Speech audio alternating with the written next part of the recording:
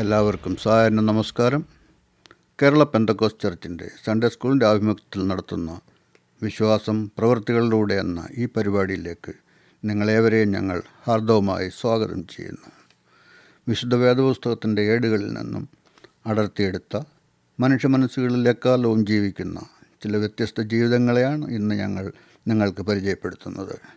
പ്രതികൂല സാഹചര്യങ്ങളിലും വിവിധങ്ങളായ പരിശോധനകളിലും അടിപതറാതെ വിശ്വാസത്തിന് വേണ്ടി നിലകൊണ്ട എല്ലാ പ്രതീക്ഷകളും അസ്തമിച്ചെന്ന് തോന്നിയപ്പോഴും അല്പം പോലും സംശയിക്കാതെ പൂർണ്ണമായ ദൈവത്തിൽ ആശ്രയിച്ച് ദൈവപ്രസാദം നേടിയ ഈ 4 ജീവിതങ്ങളും നമ്മുടെ ജീവിതത്തിലും ധൈര്യം പകരുമെന്നുള്ളത് നിസ്തർക്കമാണ്.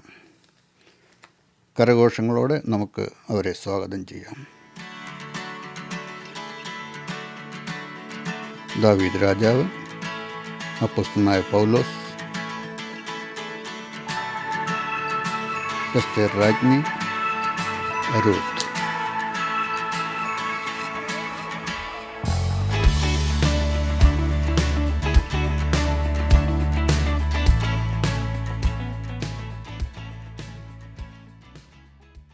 പ്രിയരെ, നിങ്ങൾക്ക് ഞങ്ങളുടെ ഹൃദ്യമായ സ്വാഗതം.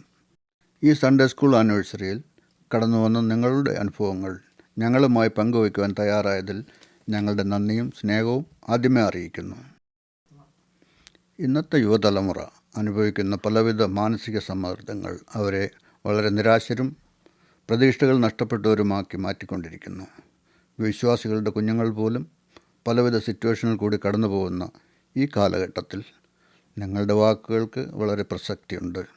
നിങ്ങളുടെ ജീവിതാനുഭവങ്ങളും നേരിട്ട പ്രതിസന്ധികളും പ്രതികൂലങ്ങളിലും പതറിപ്പോകാതെ അതിനെ അതിജീവിച്ച് ജീവിത വിജയം നേടിയത് ഈ തലമുറയ്ക്ക് ഒരു പ്രചോദനമാകുന്ന കാര്യത്തിൽ സംശയമില്ല.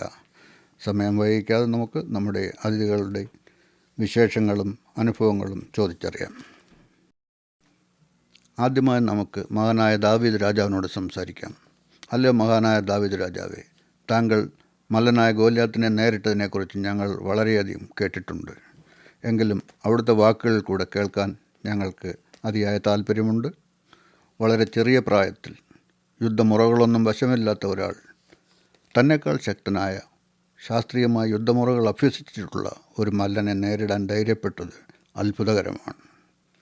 അതും ഇസ്രായേൽ സൈന്യത്തിലെ ആരും അതിന് തുനിയാതിരുന്നപ്പോൾ എങ്ങനെയാണ് താങ്കൾക്ക് ആ ധൈര്യം ലഭിച്ചത്?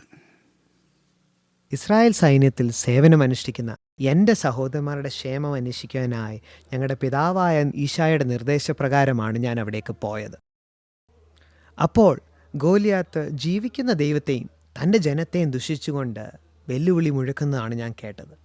എൻ്റെ ദൈവത്തെ ഒരുവൻ നിന്ദിക്കുന്നത് കേട്ടിട്ട് പ്രതികരിക്കാതെ പോകുവാൻ എനിക്ക് മനസ്സ് വന്നില്ല. ആ മല്ലനെ നേരിടാൻ ഇസ്രായേൽ സൈന്യത്തിൽ നിന്ന് ഒരുവൻ പോലും മുന്നോട്ട് വരാതിരിക്കുന്നത് കണ്ടപ്പോൾ ജീവനുള്ള ദൈവത്തിൽ ആശ്രയിച്ചും കൊണ്ട് അവനെ നേരിടാൻ ഞാൻ തീരുമാനിച്ചു.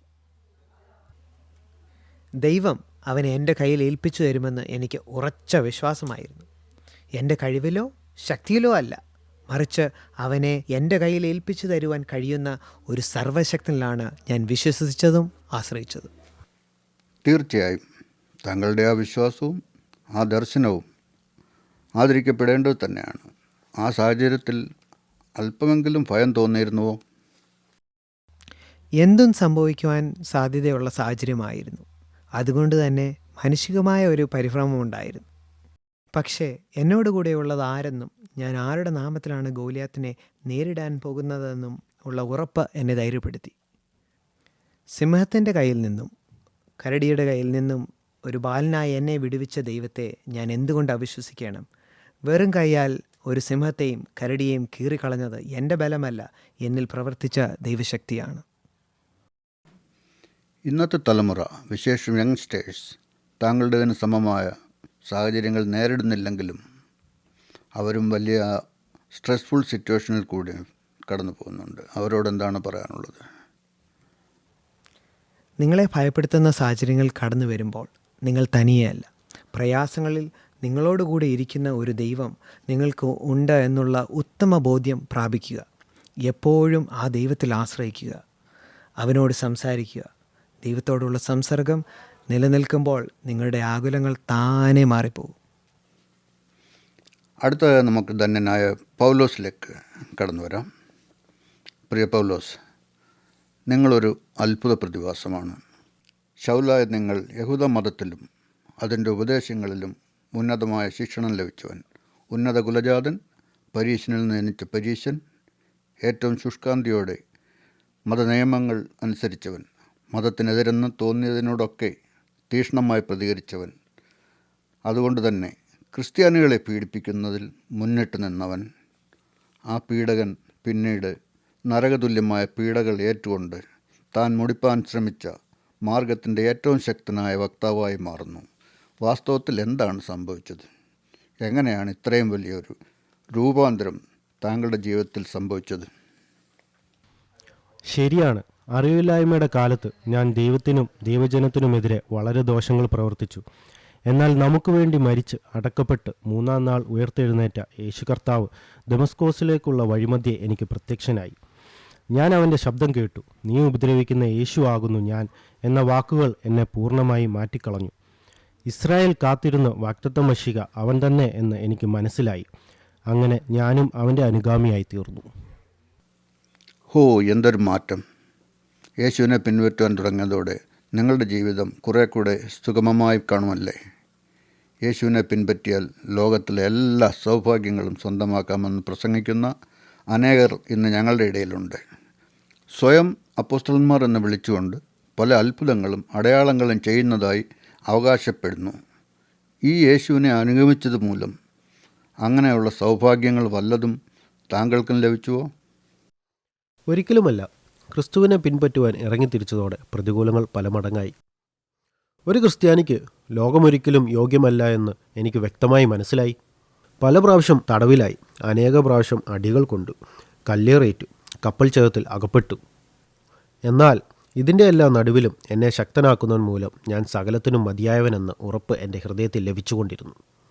ക്രിസ്തുവിനോടുള്ള ഏകാഗ്രതയിലും നിർമ്മലതയിലുമാണ് ദൈവജനം ജീവിക്കേണ്ടത്. അതിനെ തകർത്തു കളയുവാൻ ശത്രുവായ പിശാച് എല്ലാ കാലത്തും ശ്രമിച്ചുകൊണ്ടിരുന്നു.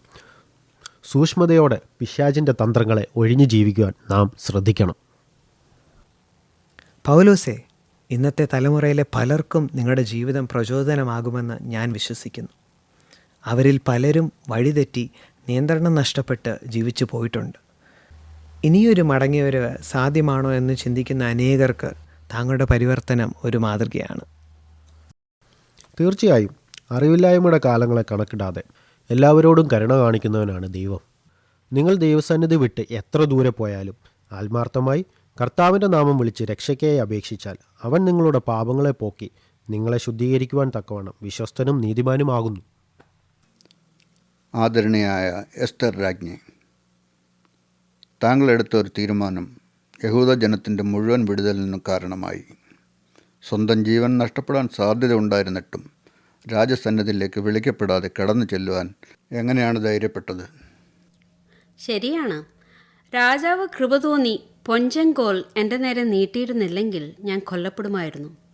എന്നാൽ മൊർദെഖായിയും ശൂശനിലുള്ള യഹൂദജനവും അതുപോലെ ഞാനും എൻ്റെ ബാല്യക്കാരത്തികളും തിന്നുകയോ കുടിക്കുകയോ ചെയ്യാതെ രാവും പകലും ഉപവസിച്ച് ദൈവസന്നിധിയിൽ അപേക്ഷ കഴിച്ചതിന് ശേഷമാണ് ഞാൻ രാജസന്നിധിയിലേക്ക് ചെന്നത്.